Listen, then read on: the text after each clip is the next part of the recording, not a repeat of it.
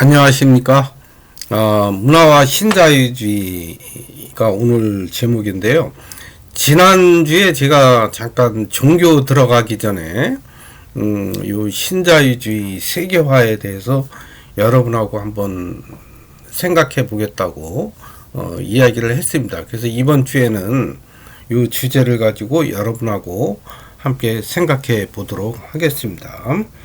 자, 우리가 문화와 신자유주의 어떤 내용인지 한번 보도록 하죠. 자, 그 전에 여러분한테 좀 알려드려야 될 게 있는데, 그 공지사항을 여러분 안 보셨으면 끝나고 한번 보세요. 제가 레포트를 지난번에 얘기할 때 15일까지 내라고 했잖아요. 요게 그 다음 주가 중간고사 기간이거든요. 그래서 중간고사 기간 21일 목요일까지로 하겠습니다. 제가 그것을 공지사항에다가 자세히 알려놨으니까요. 그거 보시고 참조하시면 될 것 같습니다. 그 다음에 이번 주도 대체 공휴일 없이요. 그냥 11일부터 15일까지 그 수업을 하도록 하겠습니다. 이것도 공지사항에 적어놨으니까 여러분이 참조하시면 될 것 같습니다. 자, 요번에도 이 시는 조용한 일이라는 그 김사인님의 시입니다. 요거는 짧아서 제가 그냥 이렇게 잠깐 공지를 하고요. 낭독을 하고 시작하도록 하겠습니다. 이도 저도 마땅치 않은 저녁, 철 잃은 낙엽 하나 슬며시 곁에 내린다. 그냥 있어 볼 길밖에 없는 내 곁에 저도 말없이 그냥 있는다. 고맙다. 실은 이런 것이 고마운 일이다. 이것은 아마 그 묵묵히 우리한테 눈에 보이지는 않지만 묵묵히 우리 곁에 있는 것에 대한 소중함, 그런 것을 좀 나타내 주는 것이 아닌가라는 생각을 하고요. 여러분 또 여러분 상황에 맞게 이 시를 한번 보시면서 느끼시면 될 것 같습니다. 그래서 아마 우리에게 조용히 손 내밀고 또 고통도 기쁨도 함께하는 이런 사람들을 한번 떠올려보는 그런 시가 아닐까라는 생각을 한번 해보게 됩니다. 자, 우리 이제 본격적으로 말씀하신 신자유주의 세계화의 배경 또 논리 이런 것을 한번 살펴볼 텐데요. 먼저 그러면 세계화하고 이것도 좀 보려고 하는 게 우리가 문화 다양성 때문에 보는 거잖아요. 그래서 문화 다양성, 우리가 지난주에 뭐에 대해서 우리가 생각해 봤죠? 우리가 다문화하고 문화 다양성 요 개념, 그죠? 그 다음에 또 뭘 봤나요? 우리가 그냥 잠깐만 이렇게 한번 돌려볼게요. 다문화를 보는 세 가지 관점 이야기했고요. 그 다음에 문화 다양성에서는 이제 우리가 뭘 봤나요? 다문화주의 유형 뭐 이런 거 봤죠. 다문화주의 유형에는 뭐가 있었어요? 자유주의적, 조합적, 그 다음에 급진적, 연방적 뭐 이렇게 해서 4개 한번 살펴봤죠. 이걸 이제 우리는 다문화에서 봤는데, 이게 문화 다양성하고 다문화주의는 뭐 이렇게 사실은 크게 다른 건 아니에요. 다문화주의 하면은 그것이 이제 문화 다양성과 거의 같은 의미이기도 하고요.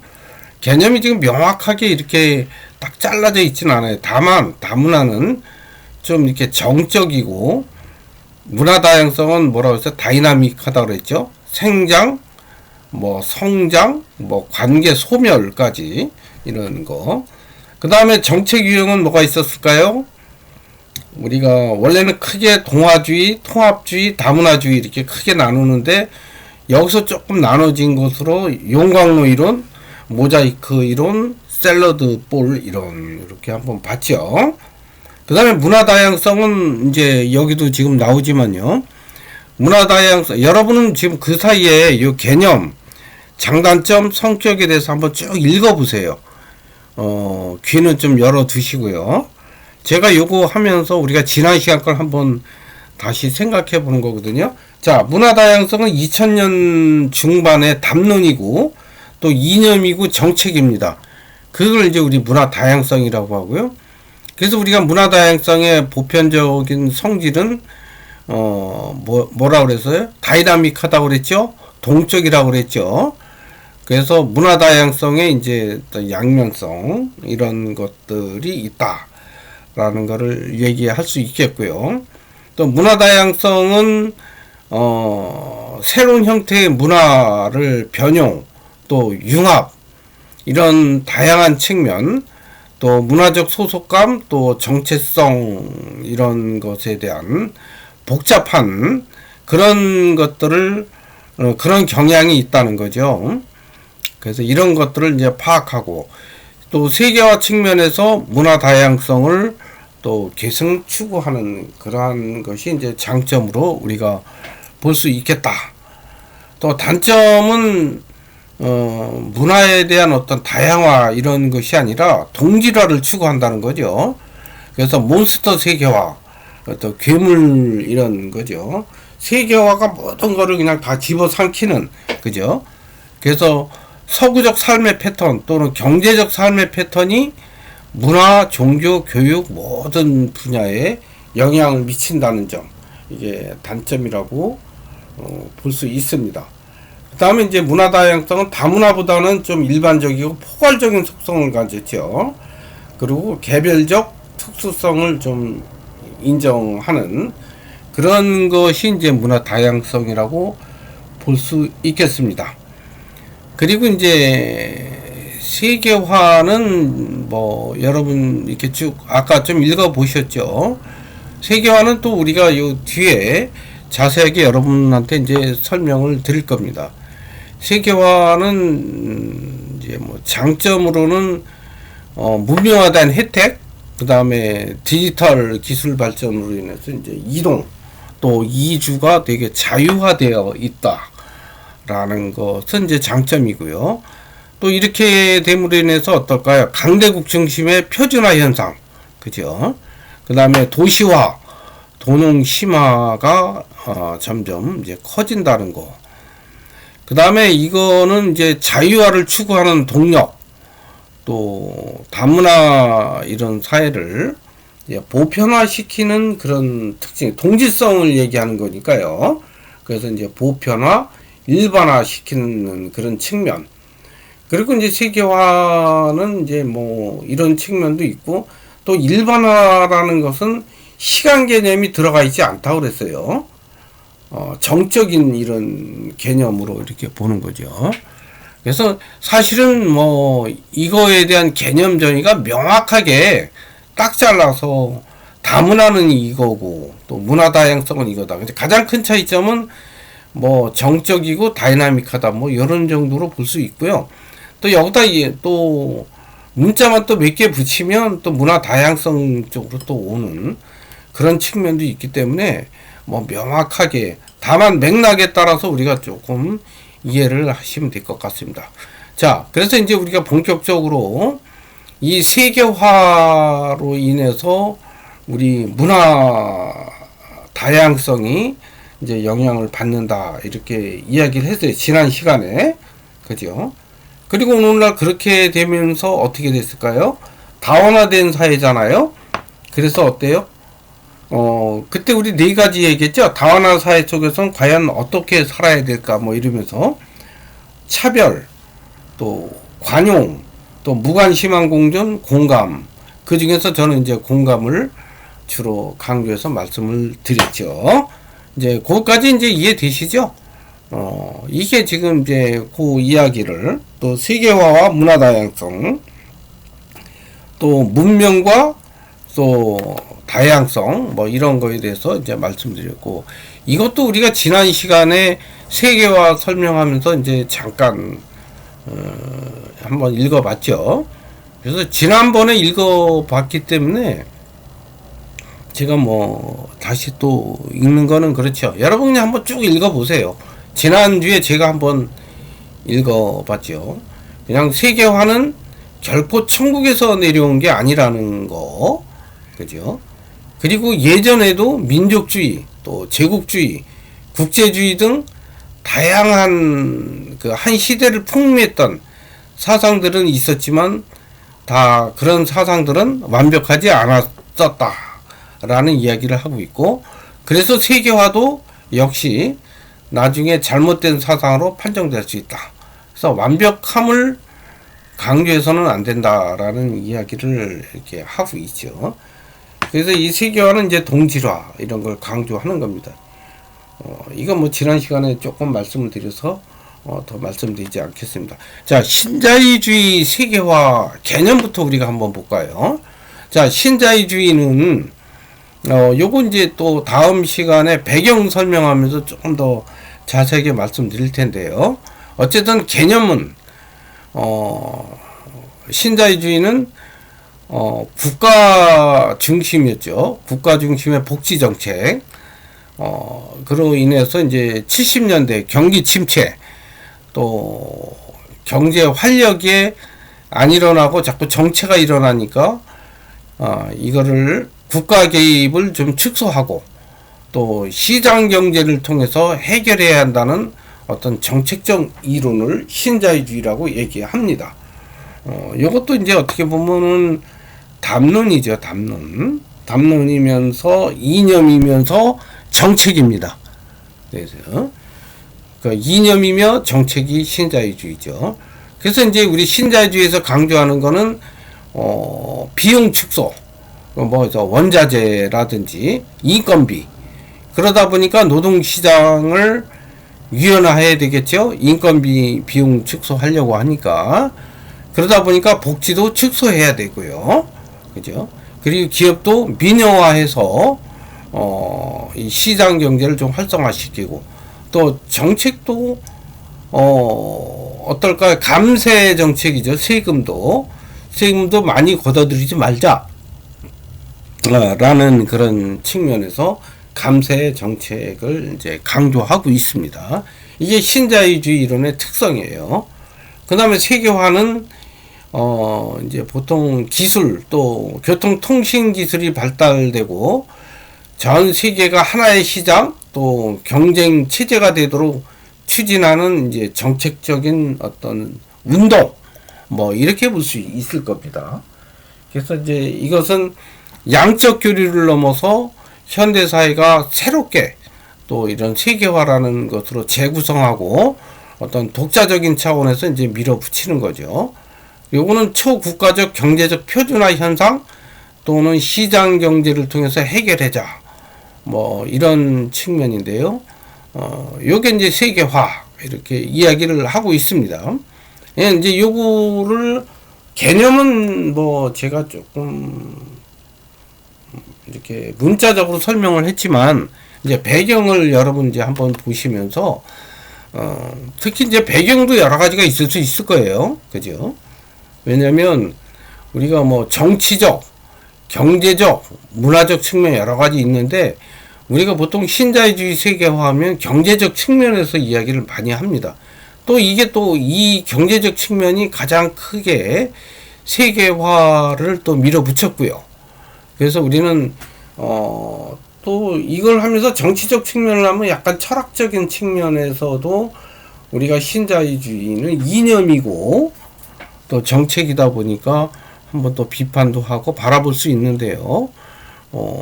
이 시간에는 경제적 측면을 중심으로 해서 우리가 세계화 배경을 한번 보도록 하겠습니다.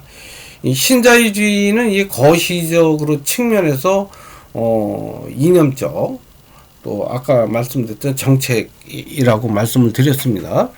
자, 우리가 신자유주의는 그럼 어떻게 일어났는가? 우리 여러분 1973년에 1차 오일 쇼크가 일어났죠. 이게 아마 4차 중동전이 일어나면서 1차 오일 쇼크가 일어났고요. 또 78년에 2차 오일 쇼크, 이란의 아마 정치적인 내부 사정을 통해서 이란이 아마 오일을 감축하죠. 생산을 감축하면서 이제 2차 오일 쇼크가 일어나게 됩니다. 그러면서 이게 어떻게 될까요? 세계적으로 경제적인 파동을 일으켜서 경제적 위기를 일으키게 됩니다. 그래서 세계적으로 상당히 어려워지게 되죠. 왜냐하면 오일 쇼크가 일어나니까 어떻게 되죠? 오일 쇼크라는 건 뭐예요? 오일을 정상적으로 생산하다가 생산을 줄이는 거예요. 생산을 줄이면 어떨까요? 갑자기 오일 가격이 확, 기름 가격이 올라가는 거죠. 기름 가격이 올라가니까 어떨까요? 다른 모든 소비재들이 다 같이 한꺼번에 뛰는 거죠. 그러다 보니까 갑자기 뭐가 올라요? 비용이 상승하는 거죠. 비용 상승하다 보니까 이제 경기가 불황이 되고, 그래서 이제 세계적 경제 위기가 왔던 겁니다. 또 하나는 이때 당시 1960년부터 75년까지 베트남 전쟁이 일어나는데요. 이때 이제 미국이 참전을 하게 되죠. 그러다 보니까 어때요? 미국이 전략 물자를 엄청나게 갖다 쏟아 붓습니다. 그럼 어떨까요? 미국에서 그 전략 물자를 위해서 달러를 막 찍어내겠죠. 그죠? 그럼 달러가 인플레 된다는 거는 뭐예요? 달러가 막 늘어나니까 달러의 가치가 떨어지겠죠. 그죠? 가치가 떨어지니까 어떨까요? 경기가 좋을까요? 나쁠까요? 경기가 어려워지겠죠. 그죠? 그리고 또 어떤 게 있었냐면 미국이 무역 적자가 상당히 증가가 됐습니다. 왜냐하면 이때만 해도 미국이 상당히 많이 베풀었거든요. 여러 가지 우리나라도 물론 미국한테 많은 도움을 받았고요. 이렇게 이제 계속 도움을 주다 보니까 무역 적자가 쌓여서 증가하게 됩니다. 그 다음에 이제 또 하나는 정치적으로 미국의 레이건 대통령이 이제 레이가나믹스라고 그래서요. 부르짖고 이제 당선이 되는 거죠. 그러면서 또 영국의 대처리즘, 영국의 대처 수상이 또 신자유주의. 사실은 경제학적으로 보면 여기서 말하는 시장주의는요, 공급주의 학파라고 그래요. 원래는 그 이전에는 뭐냐면 수요 중심이었거든요. 왜냐하면 수요가 많으면 공급이 늘어난다, 이런 측면이었거든요. 근데 이제 레이건 대통령이나 대처리즘은 어떤 입장이냐면 수요가 아니고 공급을 늘리면 수요는 늘어난다, 이게 거꾸로 생각했던 거예요. 그래서 그거를 대처리즘 또는 레이가나믹스 이렇게 표현합니다. 이 네 가지가 신자유주의의 이제 발생 원인이 되고요. 또 경제학, 거시경제학적으로는 이제 뭐 레이가나믹스를 이제 받쳐주는 통화주의자라고 하는 사람들이 있거든요. 그거는 또 우리 그 다음 시간에 본격적으로 우리가 살펴볼 것이기 때문에 경제학적 설명은 조금 늦게 빼겠습니다. 일단 사회의 환경적인 측면 얘기하고요. 자, 세계화의 배경은 어떨까요? 세계화는 2차 대전 이후에 경제, 정치, 문화, 여기에 동시적으로 이제 상호 연관을 맺으면서 세계화가 사실 진행되어 왔어요, 여기는. 근데 이 중에서 이제 경제의 세계화는 세계화를 추동하는 기본 동력이 됐고요.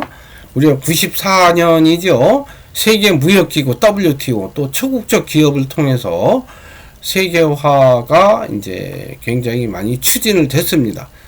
그래서 우리나라도 우루과이 라운드 협상 이렇게 하면서 93년도에 이제 시작이 됐었죠. 그래서 경제 활동에 대한 이제 세계화는 경제 활동에 대한 국가의 규제 철폐 뭐 이런 거를 많이 주장을 했죠.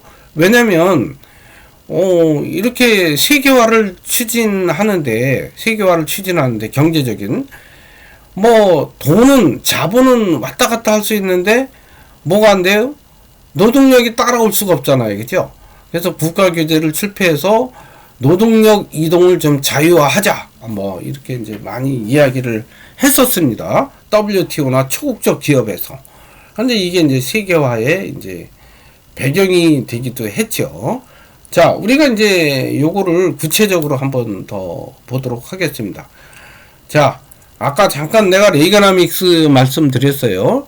요거는 이제 레이가나믹스 체제는 아까 잠깐 얘기했지만 미국이 그동안 쌓였던 불공정 무역 또 무역 적자를 이제 해소하기 위해서 이제 나온 하나의 이념입니다. 담론이고 이념이에요.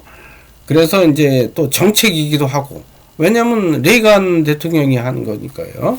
이념이고 정책이죠. 그렇게 해서 이제 추구를 했는데요.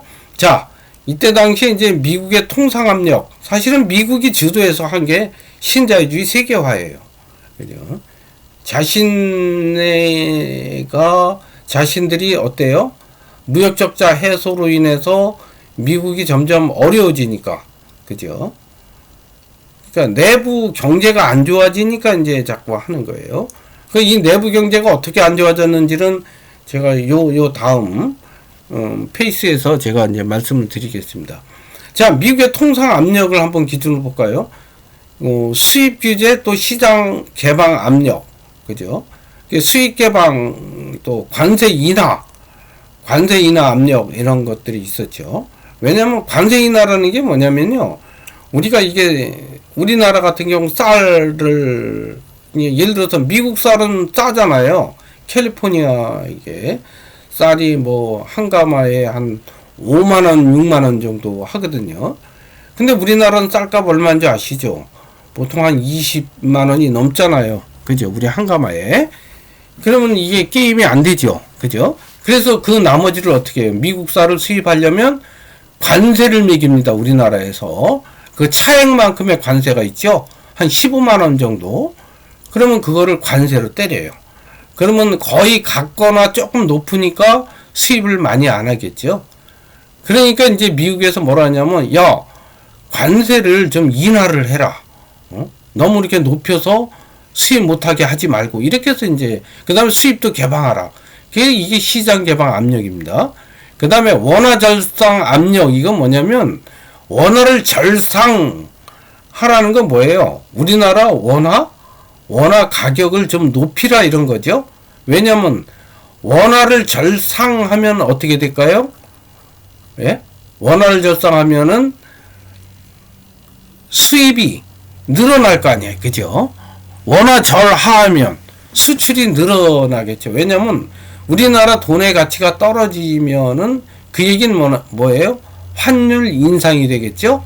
환율이 인상되고 우리나라 원화 가격이 떨어지면 어때요? 우리나라 돈의 가치가 떨어지니까 수출이 증대될까요? 안 될까요? 증대되겠죠. 그죠? 우리나라 상품 가격이 쌀 거 아니에요. 그죠? 그러니까 환율 인상, 원화 절하 이러면 수출이 증가하는 거예요. 그러니까 여기서 거꾸로 얘기하죠. 자기네 상품 팔아먹으려고 원화 절상을 해라. 이런 얘기죠. 그럼 우리나라 그렇게 되면 이제 환율이 떨어지니까 우리나라 사람들이 미국 상품 많이 사겠죠. 왜냐면 미국 상품이 싸니까. 그 얘기입니다. 그래서 원화 절상. 여기까지 이해되셨죠? 조금 이게 경제학적인 얘기가 좀 있긴 한데요. 제가 조금 쉽게 설명을 드리니까 그냥 이해하시고만 넘어가면 될 것 같아요.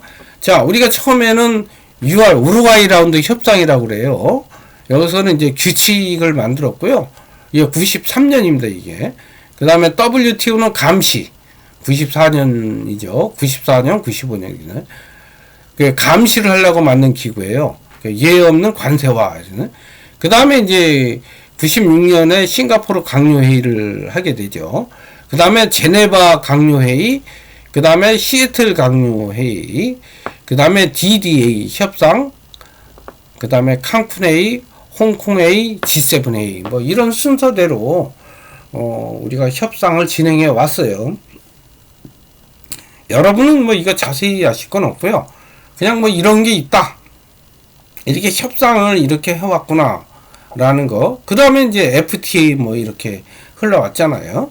예, 그래서 이런 정도만 그냥 이해하시면 될 것 같습니다. 요거는 우리가 어떻게 레이가나믹스, 신자유주의 배경, 이 어떻게 흘러왔는가를 이제 설명하려고 하는 거니까 그냥 이 흐름만 이해하시면 될 것 같고요.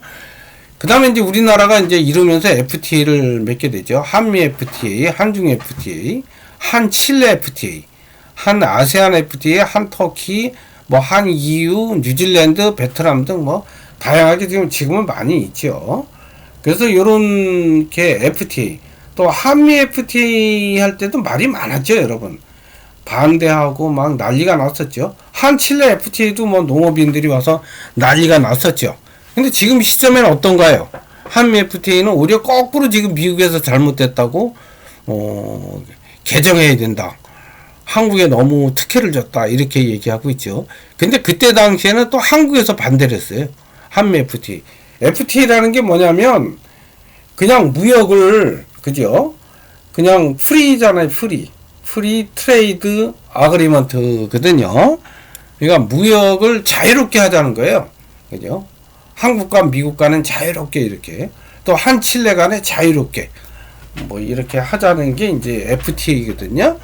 그래서 이런 협정, 이런 상태로 왔다라는 것을 이제 이해하시면 되고, 자, 여기서 이제 밑에 제가 잠깐 신자유주의 세계화와 문화 다양성의 관계에 대해서 이제 자신의 생각을 한번 적어보라고 제가 했거든요.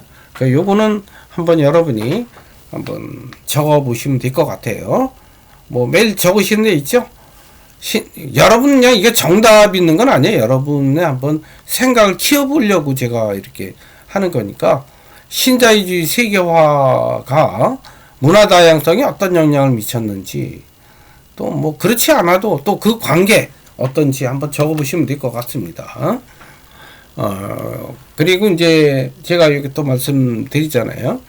신자유주의는 사실은 결론적으로 보면은 가물치의 자유는 붕어의 죽음. 이게 무슨 말이냐면 여러분 한 저기 연못에 가물치가 있고 붕어가 있다고 생각을 해 봅시다. 가물치는 한 2마리가 있고요. 붕어가 한 50마리 있다고 하면 어떻게 될까요? 가물치 알지요? 큰 저기 메기처럼 생긴 그 고기인데요. 좀 커요. 가물치는 이 강자잖아요. 가물치를 자유롭게 하자, 풀어놓자 이러면 어때요? 한 연못에 있으면 붕어는 죽죠. 그죠? 다 잡아먹을 거 아니에요. 그죠? 가물치를 자유롭게 해놓으면 붕어는 자유롭지 않죠. 약자는. 이 얘기는 뭘까요? 강자. 그러니까 2대8 사회 뭐 이렇게 되는 거죠. 약자는 굉장히 점점 더 약해지고 강한 자는 더 강해지는 이제 그런 것을 우리가 신자유주의라고 이제 표현해 볼 수 있습니다. 요거는 이제 뭐 단점으로 표현할 수 있죠. 또 장점으로는 아까 잠깐 이제 얘기했지만 또 기술 이전이라든지 또 다국적 기업들을 통해서 이제 문명을 서로 혜택을 누리게 하고 하는 또 장점도 있을 수는 있죠. 다 단점만 있는 건 아니죠. 자, 이번 이 시간은 이제 여기까지 하도록 하겠습니다. 아까 저 과제 내준 거 그거를 이제 여러분 생각하셔서 적으시면 될 거고요. 자, 우리 이제 두째 시간에 여러분 또 이제 구체적으로 경제적 측면에서 신자유주의 배경과 그 논리에 대해서 한번 살펴보도록 하겠습니다. 수고 많이 하셨고요. 두 번째 시간에 여러분 뵙도록 하겠습니다.